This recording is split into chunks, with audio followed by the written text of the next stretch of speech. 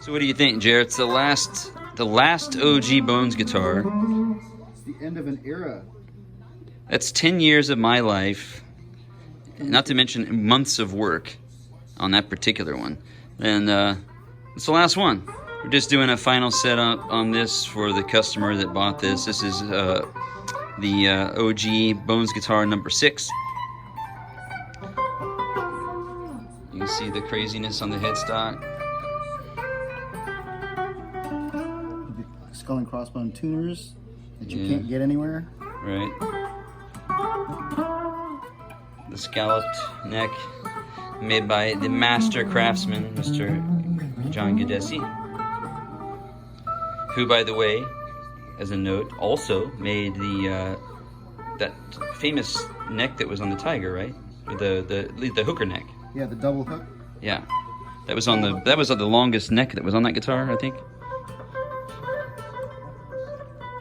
And the pickup in this guitar was wound by MJ. Plays like butter, you know. You were mentioning to me something that I thought was quite interesting about the OG Bones. That you had said something about the volume of them.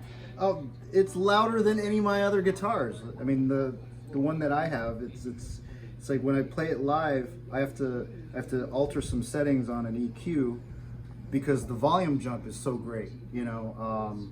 So when I switch to the Bones guitar, it's significantly louder than the other guitars that I play in the set.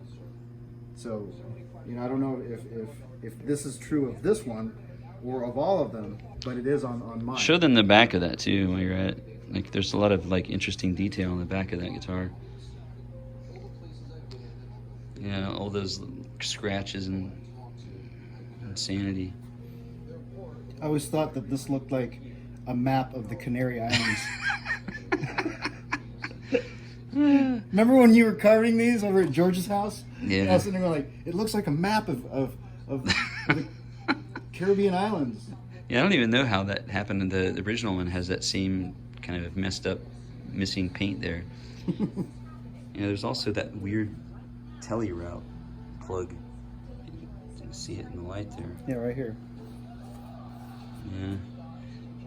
The telly route plug, which has it presents quite a bit of controversy in the sense that, my opinion, being the guy that probably has dealt with these Bones guitars more than anyone, is that I believe that the original blank was actually a telly blank. I think so too now. I mean, when you look at the location of this, because this is the size and shape of a Telecaster control plate, where it would be sunken. Well, I believe that what happened was, I believe that route went all the way through from the front, and they plugged it. You think so? Could be, because, and I say there's a few things that trigger that thought process to me that was a telly route. I mean a telly body, is because it was mahogany, number one, and I've proven that for sure. There is no doubt in my mind that body is originally mahogany. And the other part of it is, if you look at the shape of it, where they did the skull, it makes sense. Also, yep, it does. On the original guitar, there's a piece of wood that could be seen that was jigged in here on the neck pocket, and I believe that was to fill in the hole where that neck pickup would have gone in the Telecaster body. Yeah. So anyway, it happens to be a theory of mine, and I kind of firmly believe it.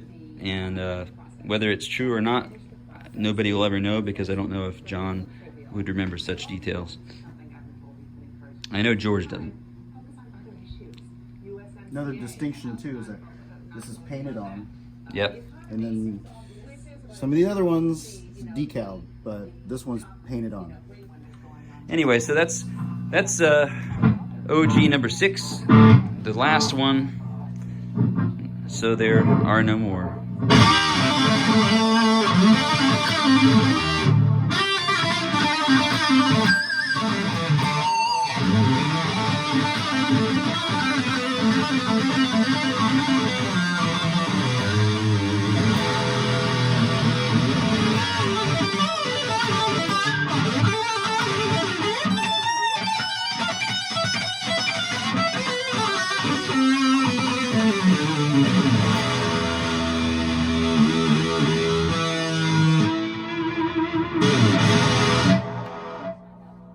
had to give you some bite to it. Yep, there you go.